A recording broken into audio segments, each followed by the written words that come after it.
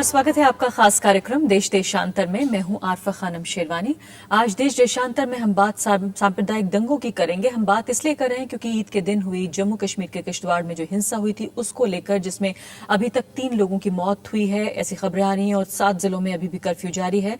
मामला इतना गंभीर हो चुका था कि सेना को बुलाना पड़ा। गृह राज्य मंत्री का इस्तीफा भी लिया जा चुका है।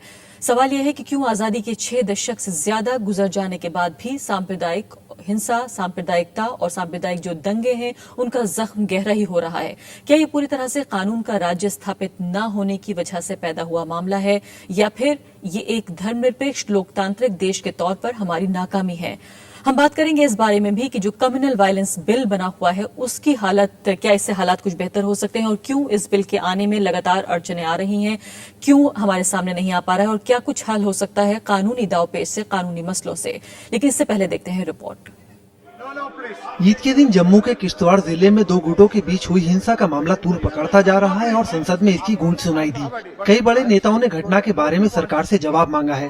बीएसपी सुप्रीमो मायावती ने राज्यसभा में अपनी बात रखते हुए जम्मू कश्मीर में राष्ट्रपति शासन लगाने की मांग की है। जम्मू कश्मीर के गृह राज्य मंत्री सज्जाद अहमद किचलू ने भी अपना इस्तीफा मुख्यमंत्री को सौंप दिया है।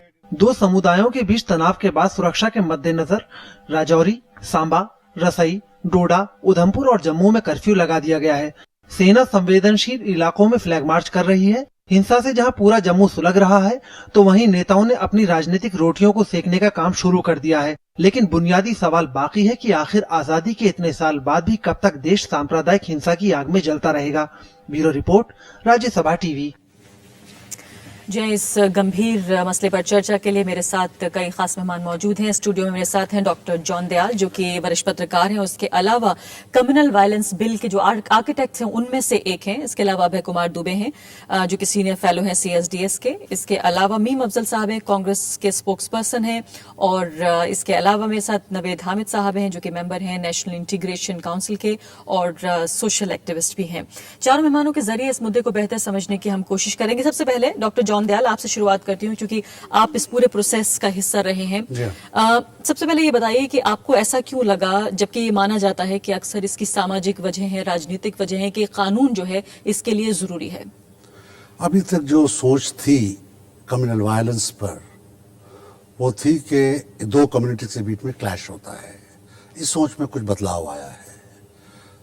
एनालिसिस की है जो पिछले 60 साल में बहुत हजारों राइट्स हो चुके हैं, उसकी एक विक्टिम कम्युनिटी होती है। कई बार दोनों बराबर भी लड़ती हैं, मगर ज़्यादातर एक विक्टिम कम्युनिटी होती है। और ये मानना है पुलिस वालों को खुद भी कि अगर कोई कलेक्टर और कोई सुप्रीटेंडेंट ऑफ पुलिस रोकना मांगे किसी राइट को, तो 24 घंटे के अंदर, कई बार 6 घंटे के अंतर्गत राइट को रोका जा सकता है। राइट्स को प्रिवेंट भी किया जा सकता है, क्योंकि राइट आने से पहले एक अरसा होता है। पहले हेट कैंपेन चलते हैं, कम्युनलिज्म बनता है, कम्युनल टेंशन बनता है, तब जाके कहीं कम्युनल वायलेंस आता है।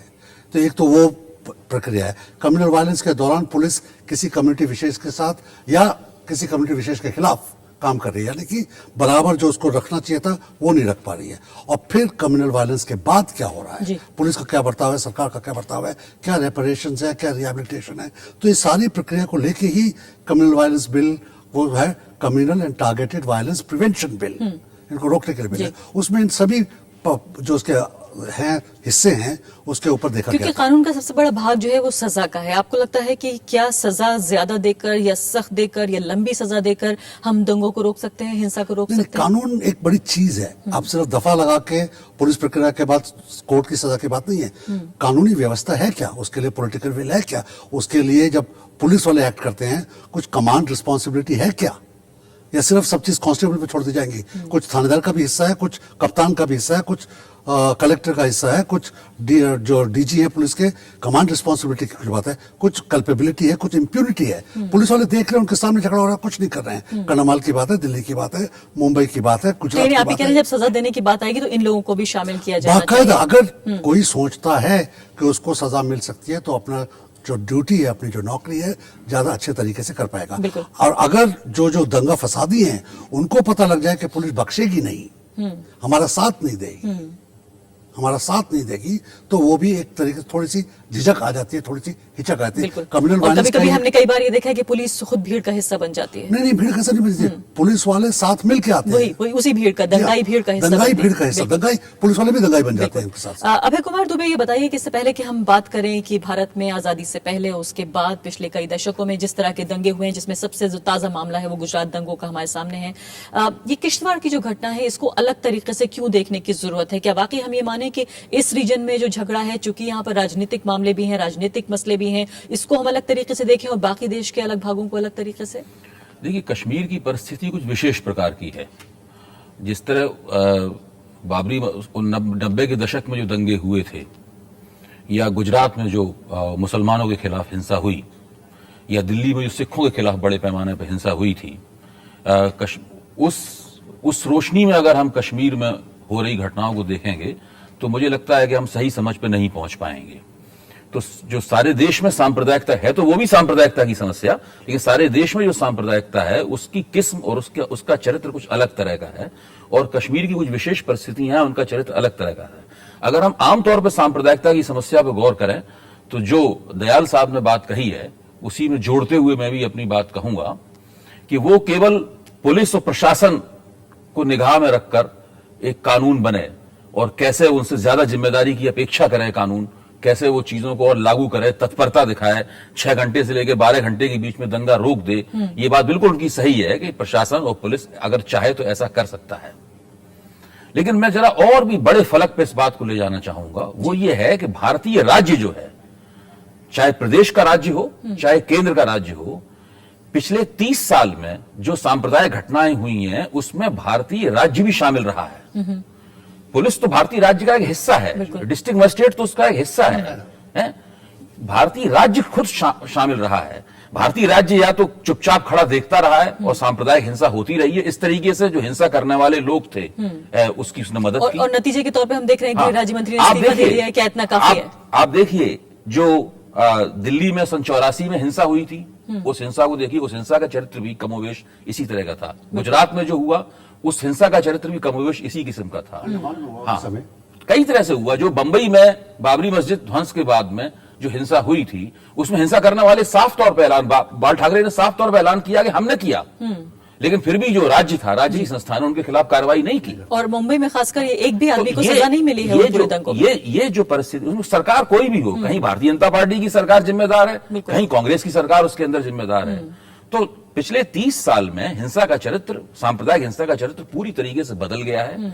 उसमें भारतीय राज्य की साठगांठ पूरी तरीके से मौजूद है, इसके सबूत मौजूद हैं। इसीलिए जब हिंसा की घटनाओं की जांच होती है तो किसी के खिलाफ कुछ भी नहीं होता, और इसलिए नहीं होता क्योंकि सरकार खुद उसकी जिम्मेदार है। वो जांच तो सरकार के खिलाफ होनी चाहिए, होती है वो छोटे मोटे जो एक्टर हैं उसके, उनके वो उनको किस तरह से हल निकाला जाए जब उन्हीं लोगों के हाथ में वापस किताब पहुंची है कि आप जो है। दरअसल इस पर समाज वैज्ञानिकों ने सोचा है, और सांप्रदायिक हिंसा के खिलाफ कानून लाना तो एक अच्छी बात है ही।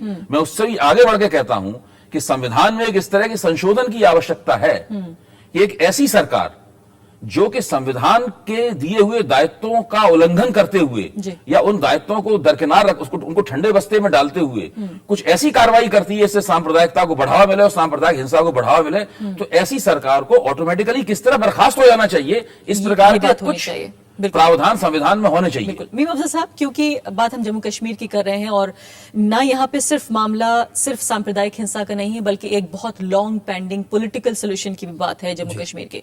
और चूंकि कांग्रेस पार्टी आजादी के बाद के जितने दशक रहे उसमें सबसे ज्यादा जो राज किया है वो कांग्रेस पार्टी ने किया है, उसकी सरकार रही है, इसलिए जिम्मेदारी आपके ऊपर ज्यादा आती है कि क्यों अब तक पहली बार जम्मू कश्मीर का जो राजनीतिक हल ढूंढने की कोशिश है वो अब तक क्यों पेंडिंग है? देखिए, जम्मू कश्मीर का जो पूरा मामला है वो एक हमारे पड़ोसी देश से भी उसका रिलेशन है, इसलिए ये सही कहा अभी अभय कुमार जी ने कि वो एक बहुत ही स्पेशल पर्सपेक्टिव में देखने वाली जगह है। वहाँ अभी जो कुछ भी हुआ है वो अफसोसनाक है, और उसके अंदर जो भी अभी हो रहा है वो भी अफसोसनाक है। अभी हमने आपका क्लिपिंग देखा जो आपने इस पर रिपोर्ट दी है, उसमें कहा गया कि राजनीतिक लोग जो हैं अभी रोटियां सेकने लगे हैं। मैं समझता हूं कि राज्यसभा टीवी बहुत ही एक जिम्मेदार टीवी है, और मेरा ख्याल ये है कि हर काम में सिर्फ ये कहना कि राजनीतिक लोग जो हैं वो हर चीज़ के लिए जिम्मेदार हैं, ये जरा थोड़ा ज्यादा हो जाता है। नहीं, आप ये देखिए कि किस तरह से अभी जो गृह राज्य मंत्री हैं उन्होंने इस्तीफा दिया नहीं, है। इसके देखिए, तो अलावा ये तो बीजेपी अच्छी के अरुण बात जेटली है। वहां पर ये तो पहुंच अच्छी गए बात एयरपोर्ट है ना, पर। ये तो अच्छी बात है, लेकिन अगर लेकिन इस्तीफा बीजेपी दिया से है, अगर बीजेपी इस्तीफा के एक दिया जिम्मेदार है, नेता तो वहां एक कम पहुंच से गए कम- एयरपोर्ट पर। एक कम से कम जिम्मेदारी को समझने की कोशिश तो की गई है ना। राज्य सरकार ने अगर इस्तीफा लिया या उन्होंने दिया है तो इसको तो अप्रिशिएट किया लेकिन जाना काश चाहिए के ना। इससे हल निकल जाता, काश नहीं, के इससे वो वहां पर सही हालात है, वो बेहतर हो सही है, जाते। लेकिन देखिए हल तो सब लोगों के मिलने से और बात करने से ही निकलेगा। लेकिन अब जैसे अरुण जेटली साहब वहां गए, मैं ये नहीं कह रहा हूं कि आपका जो कमेंट है कि राजनीतिक रोटियां सेकने, उन्होंने अपनी जिम्मेदारी समझी या नहीं समझी क्या है, लेकिन मैं समझता हूं अभी पिछले 4 साल में वहां बहुत सारी चीजें हुई हैं। कभी लेकिन मेरा भारतीय जो जनता बुनियादी पार्टी का सवाल कोई था आदमी गया मेरा नहीं। जो बुनियादी सवाल था आपसे वो ये था कि इस कम्युनल वायलेंस के पीछे कहीं ना कहीं वो पेंडिंग जो राजनीतिक हल की कोशिश है वो कहीं ना कहीं जिम्मेदार है, जिस तरह का कम्युनल वायलेंस यहाँ किसी देखा हद गया तक है। आप कह सकते हैं इसको, जी। किसी हद तक, लेकिन वो पेंडिंग जो है वो डेलिब्रेट नहीं है। उसके अंदर जो पूरी अंदर की सिचुएशन है, सारे हालात हैं, उनको नजर में रख करके अगर आप देखेंगे तो पेंडिंग कोई जानबूझ के नहीं किया जा रहा है। उसमें टाइम तो लगता ही है सब चीजों में, और ये आज का मसला तो है नहीं, बहुत पुराना मसला है और इस पर हमेशा बातचीत होती है। कभी कभी दोनों तरफ से बड़ी एडमेंसी होती है कि भाई हमने ये नहीं करना, हमें नहीं करना। तो सरकारों के लिए भी जरा मुश्किल काम होता है कि सब लोगों की संतुष्टि, और खासतौर पर जो कश्मीर के हालात हैं उसके अंदर देखते हुए बहुत फूक फूक करके सरकार कोई भी हो जी। उसको कदम उठाना ही पड़ता है। और जहां तक ये बिल का ताल्लुक है, चूंकि ये बात कही गई, हमने तो कोशिश की थी 2 साल पहले, जॉन दयाल साहब तो यहाँ बैठे हुए हैं, इन्होंने तो बड़ा इसमें एक रोल अदा किया है, तो ये बिल जो है लाए। लेकिन अब देखिए उसके अंदर के वो पार्टियां जो आमतौर पर फसादात के सिलसिले में बड़े बयानबाजी करती हैं, उन्होंने भी इस बुनियाद को लेकर के ये फेडरल स्ट्रक्चर को जो है कमजोर करेगा, जी। इस बिल की जबरदस्त मुखालफत की। जैसे एसपी ने की, बीएसपी ने की, शिवसेना और भारतीय जनता पार्टी की तो छोड़ दी। ये लोग तो हम जानते हैं कि इस तरह के किसी भी बिल की मुखालफत करेंगे, वो तो हमेशा हमें तो हाथ डीलर रखना चाहते हैं कम्युनल वायलेंस के बारे में, इसलिए कि ज्यादा तो जिम्मेदारी उन्हीं पर आयद होती है। जी। लेकिन ये जो पार्टियां हैं इस तरह की जो अपने आप को काफी बड़ा हमदर्द मसीहा बताती हैं माइनॉरिटीज की, अगर ये मुखालफत कर रही हैं, लेकिन क्यों कर रहे हैं विरोध, ये भी जानने की जरूरत है। आपके पास हाँ, में आती हूँ बिल्कुल, जॉन दयाल जी, लेकिन नवेद हामिद आपको मैं शुरू करना चाहती हूँ बहस में। आपको क्यों उम्मीद है कि ये जो कानून है, खासकर जो कम्युनल वायलेंस प्रिवेंशन बिल की बात हो रही है, इसमें ऐसी कौन सी चीजें हैं जो आपको लगता है कि उम्मीद बना सकती हैं या बेहतर कर सकती हैं, और क्यों इस पॉलिटिकल जो इसका अपोजिशन हो रहा है वो क्यों हो रहा है? देखिए, अपोजिशन तो संकीर्ण राजनीति की वजह से हो रहा है। उसमें ये पॉलिटिकल विल जो है उसकी बहुत कमी है। अगर सरकार चाहती तो कंसेंसस बन सकता था और पार्लियामेंट के अंदर लेकर आना चाहिए था, जब भी तो बहस होगी। आपने एनएससी के अंदर एक पास किया, एनएससी ने उसको जो है रिकमेंड किया, आपने एनआईसी की मीटिंग बुलाई, उसके अंदर उसकी चर्चा हुई, उस पर डिबेट हुई, पूरे राजनीति गरमा गई इसके ताल्लुक से कि भाई ये कम्युनल वायलेंस बिल पास होना चाहिए। और ये यूपीए का कमिटमेंट था, इस कमिटमेंट को कहाँ भूल गए लोग, ये जानने की जरूरत है।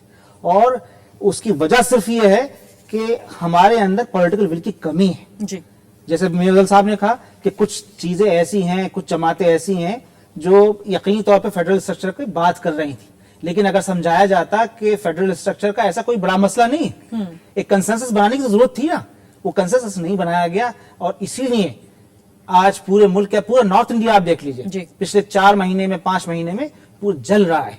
किश्तवाड़ तो एक नई बात है, एक छोटी सी बात है। उत्तर प्रदेश में कई दर्जन दंगे हुए हैं। बिहार में अब क्या हो रहा है, पिछले 1.5 महीने से क्या हो रहा है बिहार के अंदर, उत्तर प्रदेश में क्या हो रहा है, महाराष्ट्र में भी कुछ हुआ, धुलिया के अंदर हुआ। धुलिया के अंदर मैं बताऊं आपको, जब धुलिया के अंदर फसाद हुआ, मान नहीं रहे थे हम लोग, वहां गए, वहां एसपी से मैंने कहा कि आप ये बताइए कि पुलिस की छवि को आप सुधारना चाहते हैं या बिगाड़ना चाहते हैं। उनकी समझ में आई बात, उन्होंने क्लिपिंग्स देखी, क्लिपिंग्स देखने के बाद उन्होंने उनको, पुलिस वालों को सस्पेंड किया।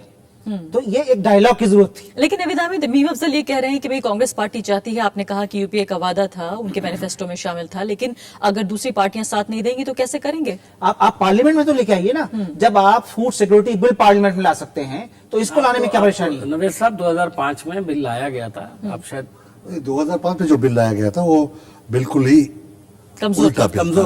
वो फिर स्टेट को पावर करता, स्टेट को ये रिस्पॉन्सिबिलिटी देता है कि आपका भी कुछ इसमें हक बनता है इसको सॉल्व करने में, आपका भी कोई गलती है, उसको बचा रहा था। स्टेट को बस एकदम और ज्यादा फास्टेस्ट बनाने की कोशिश करता। मगर यहाँ पे जो बात है, ये बिल बना, उसके ऊपर सिर्फ एनआईसी में चर्चा हुई और सरकार ने कुछ नहीं बोला, सिर्फ जो बिल की मुखालफत करने वाले थे वो ही बोले। और उसमें जो जैसे उन्होंने कहा भाजपा वगैरह तो बोलते ही हैं, मगर जो बाकी गैर भाजपाई बोले फेडरल स्ट्रक्चर पे, फेडरल स्ट्रक्चर ऐसी चीजें जिसमें डायलॉग यकीनन हो सकता था।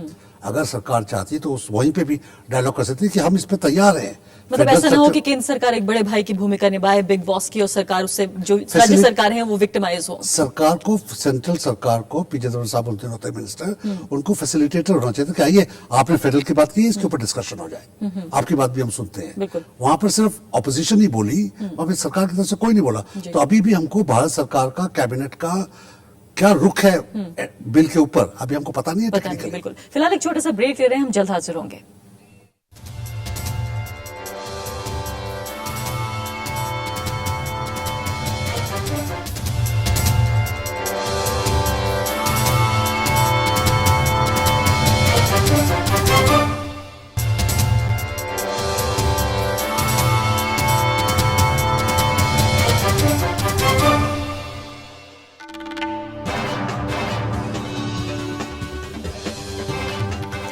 देश देशांतर में आज हम चर्चा कर रहे हैं सांप्रदायिक दंगों पर और कम्युनल वायलेंस प्रिवेंशन बिल पर कि किस तरह से जो दंगे हैं वो रोके जा सकते हैं। आजादी के इतने सालों बाद भी क्यों भारत में दंगे हो रहे हैं, कैसे हम रोकें इस सांप्रदायिकता को, खासकर जब वो हिंसा में तब्दील हो जाती है। डॉक्टर जॉन दयाल, ये बताइए कि दो जो बड़ी चीजें हैं दंगों की, वो ये है कि जो अपराधी हैं उन्हें सजा बहुत कम मिलती है, और दूसरे जो विक्टिम हैं उनका रिहेबिलिटेशन बहुत मुश्किल से हो पाता है या नहीं हो पाता। हमारे सामने बहुत बड़े एग्जाम्पल्स हैं। हमारे सामने मुंबई के दंगे हैं जहां पर माना जाता था कि 1 लाख से ज्यादा लोग शहर छोड़कर भाग गए थे, उनमें से बहुत कम ऐसे लोग हैं जो वापस आए हैं अब से 20 साल गुजर जाने के बाद भी। गुजरात में हमारे सामने ये एग्जाम्पल है कि वहां भी लोग जो उनको सजाएं नहीं हो पाई हैं और अभी भी वहां पर शिविर मौजूद हैं। अपने ही देश में लोग शरणार्थी बने हुए हैं। क्या आपको लगता है कि ये बिल जिसकी हम बात कर रहे हैं दोनों मुद्दों को एड्रेस करने में कामयाब हुआ है? और कंधमाल की बात आप भूल गए, वहां पर कंधमाल में भी भी ये सारी शिविर बात है, हो रही बिल्कुल। है। भारत में रिहेबिलिटेशन और रेपरेशन की कोई नेशनल पॉलिसी नहीं है। कोई राइट में कोई मर जाता है, उसकी विधवा को दान दिया जा रहा है। किसी को 2 लाख दे दिया, किसी को 5 लाख दे दिया, किसी को 2.5 लाख दे दिया। कोई रैशनल नहीं है। रिहेबिलिटेशन कैसा होगा, कोई रैशनल नहीं है। अगर गांव वाले कह रहे हैं खबरदार जो हमारे गांव में घुसे, तो बात मान ली जाती है। इंटरनल डिस्प्लेसमेंट के ऊपर कोई थीसिस नहीं है, कोई आर्गूमेंट नहीं है, कोई सर्वे नहीं होते कभी। पहली डिमांड जो थी इसके अंदर, इस communal and targeted violence prevention bill में, वो थी आप एक नेशनल पॉलिसी बनाइए रिहेबिलिटेशन और रेपरेशन की। रेपरेशन मामला है ये, उनकी जिंदगी खत्म हो गई है, उनको सिर्फ 2 लाख देने से काम नहीं चलेगा। मकान के ऊपर आपने कहा कि जल गया 50,000 ले लीजिए, उससे नहीं चलेगा। मकान और घर के अंदर फर्क होता है। मकान है, घर गृहस्थी कैसे बनती है उसके ऊपर, ठीक है, उसके ऊपर रेपरेशंस की डिमांड की गई थी। वायलेंस के ऊपर जब हम ओनस देंगे, जब हम कहेंगे कि सरकार का क्या क्या क्या काम करना था और नहीं कर पाए, सरकार के जो लोग हैं, कलेक्टर है, एसपी है, ये नहीं कर पाए, उनके ऊपर रिस्पॉन्सिबिलिटी के ऊपर बिल में बहुत बड़ा हाथ है। उसके पहले प्रिवेंशन कैसे होगा? फेडरल की जो बात आई थी वो इस बात में आई थी कि कम्युनल टेंशन जब बढ़ने लगता है तो वहां पर अगर कोई औरत है, 4 औरतों का अगर फोन आ गया, मोबाइल फोन कंट्रोल रूम में, तो वहां पे खनक हो जाएगी कि कुछ हो रहा है, और उसके ऊपर स्टेट को बोला जाएगा कि आप कुछ एक्ट कीजिए। अगर स्टेट नहीं एक्ट करता है तो कॉन्स्टिट्यूशन में ऑलरेडी प्रोविजन है, ऐसी बात नहीं है। कॉन्स्टिट्यूशन में प्रोविजन है कि स्टेट अगर एक्ट नहीं कर रहा है 357 के अंतर्गत, और भी कानून है कि सेंटर भी एक्ट कर सकता है, पड़ोस की फौजें भेज सकता है, सेंट्रल फौजें भेज सकता है। तो कानून, नए कानून के अंदर स्टेट को एम्पावर भी किया गया था, मगर स्टेट को अपनी रिस्पॉन्सिबिलिटी के प्रति जागरूक भी किया गया था, और विक्टिमहुड माना गया था कि विक्टिम है कोई, उसको किस तरीके से उसको दोबारा रिहेबिलिटेट किया जाए, ये बड़ा सवाल है। अभय कुमार दुबे, बहुत बड़ी बात यह है कि जितने भी स्कीमें हैं हमारी, या जितने भी कानून हैं, वो डिस्ट्रिक्ट मजिस्ट्रेट, डिस्ट्रिक्ट एडमिनिस्ट्रेशन जो है उस पर आके टिक जाते हैं। और बहुत बड़ी वजह दंगों की जो मानी गई है, इनमें से एक वजह यह है कि डिस्ट्रिक्ट एडमिनिस्ट्रेशन ज्यादातर सांप्रदायिक पाया गया है। आपको लगता है कि कोई भी कानून, कोई भी चीज उस चीज को बदल सकती है? राजनीतिक इच्छा शक्ति, जो राज्य की सरकार है, जो लोग वक्त के हाकिम हैं, जो संसद में बैठे और विधानसभाओं में बैठे हुए हैं, अगर वो इस बात को तय कर लें कि जिला प्रशासन के अंदर अगर कोई सांप्रदायिक रुझान दिखाई पड़ता है तो उसको बर्दाश्त नहीं किया जाएगा, तो जिला प्रशासन सांप्रदायिक हो ही नहीं सकता। देखिए, हिंदुस्तान में 80-85% हिंदू रहते हैं, तो उसमें सब जगह हिंदुओं की संख्या ज्यादा होती है, बिल्कुल है? तो वो हमेशा आपको एक असंतुलन दिखाई पड़ेगा हर जगह। और अल्पसंख्यकों को फौज पुलिस में लाना, अर्धसैनिक बलों में लाना, प्रशासन में लाना, बड़े पदों पे लाना, ये सब समस्याएं हैं। इनकी दूरगामी हल ही हो सकते हैं। इनका कोई भी तुरंत हल नहीं हो सकता कि आप अगले हफ्ते में तो या एक महीने के अंदर इनका हल कर लें। अभय कुमार, लेकिन आप ये कह रहे हैं कि ये एक बड़ी समस्या है गैर बराबरी मैं की, आपको जो दरअसल ये मैं भी आपको नजर एक आते हैं उदाहरण सांप्रदायिक देता दंगों हूं। के जब तौर पर। हिंदुस्तान आजाद हुआ था और चारों तरफ दंगे हो रहे थे, उस वक्त जवाहरलाल नेहरू दिल्ली में खुली जीप के ऊपर घूम रहे थे, दंगों को रोकते हुए और अल्पसंख्यकों की रक्षा करते हुए। मैं ये नहीं कह रहा हूं कि आज के प्रधानमंत्री को भी ऐसा करना चाहिए, लेकिन ये एक मेटाफर है, ये एक रूपक है। इसके बहाने से हम लोग इस बात को समझ सकते हैं कि जो नेता हैं देश के, जो अपने आप को राष्ट्र निर्माता मानते हैं, जिनके ऊपर पब्लिक ने मुल्क की सरकार चलाने का और मुल्क की छवि का वहन करने का भार डाला है, ये लोग अगर एक बात तय कर लें कि हम अल्पसंख्यकों के हितों के रक्षक हैं, साथ में हम बहुसंख्यकों के ऊपर भी अन्याय नहीं होने देंगे, अल्पसंख्यक सांप्रदायिकता की तरफ भी पूरी तरह निगाह रखेंगे कि इसके बहुसंख्यक सांप्रदायिकता के बहाने वो ना सर उठा पाए। जब इस तरह का संतुलन ठीक से बन पाएगा और वो लोग तय करेंगे कि हम ऐसा नहीं होने देंगे, तो जिला प्रशासन सांप्रदायिक नहीं हो सकता है, चाह के भी नहीं हो सकता है। यानी उसके पीछे भी वजह है। नवेद हमें ये बताइए कि क्या जिस तरफ अभय कुमार दुबे इशारा कर रहे हैं कि एक बड़ी लार्जर प्रॉब्लम आप देख रहे हैं, इसके पीछे गैर बराबरी और दूसरी चीजें जो कि दरअसल सिम्टम के तौर पर हमें कम्युनल वायलेंस नजर आता है, समस्या जो है वो इससे कहीं बड़ी है? यकीन तौर पर समस्या बड़ी है। देखिए अभी जो फिगर्स सब आए हैं उसके अंदर आप देखें तो ये जो मुसलमानों का रिक्रूटमेंट हुआ है उसमें कमी आई है। बिल्कुल। अभी पिछले 2 सालों में कमी आई है। क्यों कमी आई है? इसका मतलब कहीं ना कहीं ये बात जहन के अंदर है कि दबा के रखना है, बराबर आने नहीं देना है, बराबर घाक नहीं देना है। तो ये लार्जर सिम्टम तो हैं, लेकिन उसको मतलब ये कम्युनल वायलेंस का मामला जो है वो बिल्कुल लॉ एंड ऑर्डर का नहीं है की प्रॉब्लम नहीं सिर्फ, है। सिर्फ उसकी प्रॉब्लम नहीं है। और जब तक हमारे अंदर ये इच्छा शक्ति नहीं आएगी कि भाई हम ये समझें कि अक़लियतें भी, यहाँ के अफसर के भी हमारे भाई हैं, बराबर के हिस्सेदार हैं इस मुल्क के, इस मुल्क के भागीदार हैं, जब तक ये मसला हल नहीं होगा। और असल में ये इसके ऊपर बात करने की जरूरत है कि क्या हम बराबर बिठाने के लिए तैयार हैं? बराबर बिठाने के लिए तैयार नहीं है।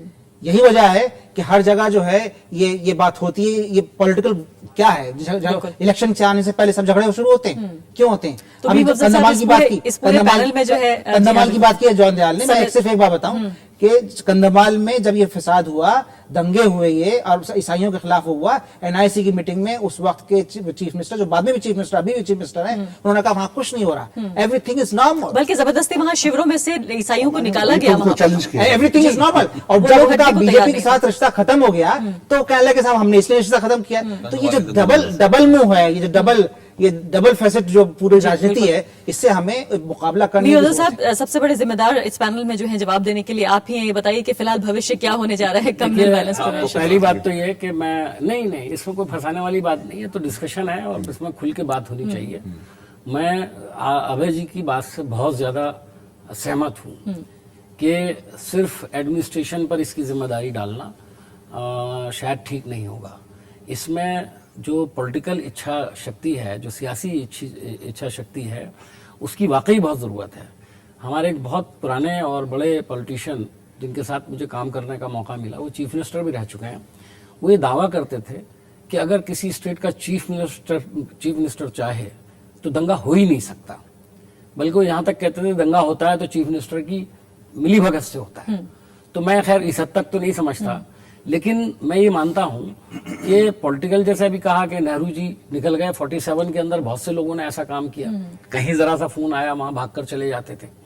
तो मैं आपको एक ऐसी मिसाल दे सकता हूं कि दिल्ली में एक बार दंगा हुआ, ये 90s की बात है। मिर्जा साहब माफी चाहूंगी, मेरे पास समय बिल्कुल समाप्त हो चुका है। मैं आपसे सिर्फ ये जानना चाहती हूँ कि कम्युनल वायलेंस प्रिवेंशन बिल का भविष्य अब क्या होने जा रहा है? देखिए, भविष्य में हमारी तरफ से पूरी कोशिश होगी कि इस बिल को हम लेकर के आए, लेकिन इसके आप जानते हैं कि हमारे पास जो संख्या चाहिए उसको पास करने के लिए, उसके लिए हमको दूसरों से बात करनी पड़ेगी। इस पर प्राइवेटली कई बार बात भी हुई है, लेकिन जो आपने फरमाया अभी कि इस पर हम यकीनन इसको हम डिस्कस करेंगे, खासतौर पर। और कम से कम ये घटना जो है कि दोबारा याददाश्त ताजा करने के लिए काफी है। उसमें एक जो सिर्फ ये मामला है कि हमारी नियत, मैं ये बात कहना चाहता हूँ कि हमारी नियत बिल्कुल ऐसी नहीं है कि हम स्टेट के जो राइट्स हैं उसको एनकरेज करें। उसमें सिर्फ एक ही क्लॉज ऐसी है जिस पर सबसे ज्यादा झगड़ा है। तो उम्मीद ये करते हैं कि दूसरे राजनीतिक दल भी आपके साथ आएंगे और इसको कहीं ना कहीं एक अंजाम तक जरूर पहुंचाएंगे। बहुत बहुत शुक्रिया मीम अफजल साहब। डॉक्टर जॉन दयाल आप कुछ कहना चाहते हैं, लेकिन समय समाप्त हो चुका है। नवेद हामिद साहब और साथ ही अभय कुमार दुबे। तो साफ तौर पर एक देश के तौर पर और एक राष्ट्र के तौर पर, एक धर्मनिरपेक्ष लोकतांत्रिक देश के तौर पर सबसे शर्मनाक बात यह है कि आजादी के 6 दशक से ज्यादा गुजर जाने के बावजूद भी जो सांप्रदायिक दंगे हैं उसका दाग हमें अभी भी नासूर की तरह बन रहा है और गहरा हो रहा है। समय आ चुका है कि इस पर ज्यादा गौर किया जाए। अभी के लिए इतना ही, नमस्कार।